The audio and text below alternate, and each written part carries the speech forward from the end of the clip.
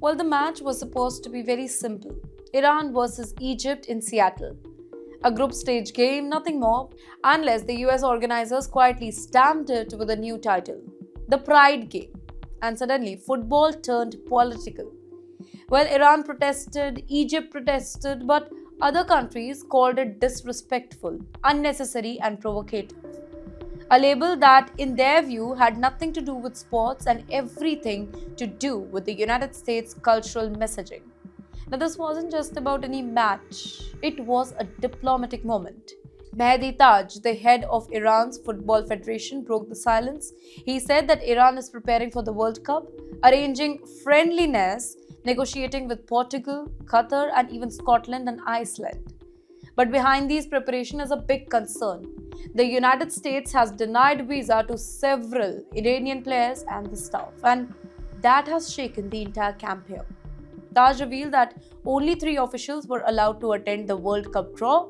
Others were blocked because of military service record, a detail the United States is taking very seriously. In fact, he accused FIFA of being too soft, saying that the organization should have stood up to Washington and ensured fair access to all the teams. And wait, then came the match controversy. Taj said that Iran and Egypt, they were never consulted before the game was labeled as the Pride Game.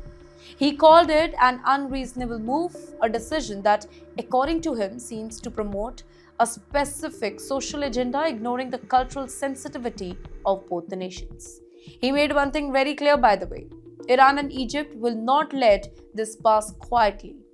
Well, the match is scheduled for June 27th, 2026 in Seattle, a city known worldwide as a major hub of LGBTQ plus activism.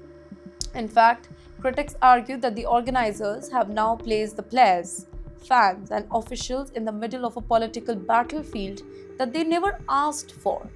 And yes, in the meantime, Iran is preparing its base in California, a training camp just outside Los Angeles, close to the airport, close to major cities, and strategically ideal for the team heads to Seattle.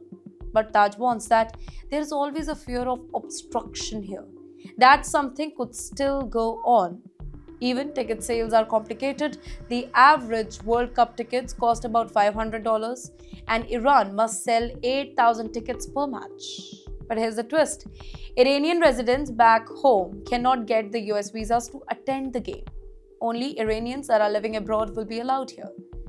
Well, a World Cup meant to unite is now creating new divisions here. A match label, a visa dispute, a political storm. For Iran and Egypt, this is no longer just football, it is a fight over identity, dignity, and respect. And that too unfolding in one of the biggest stages in the globe.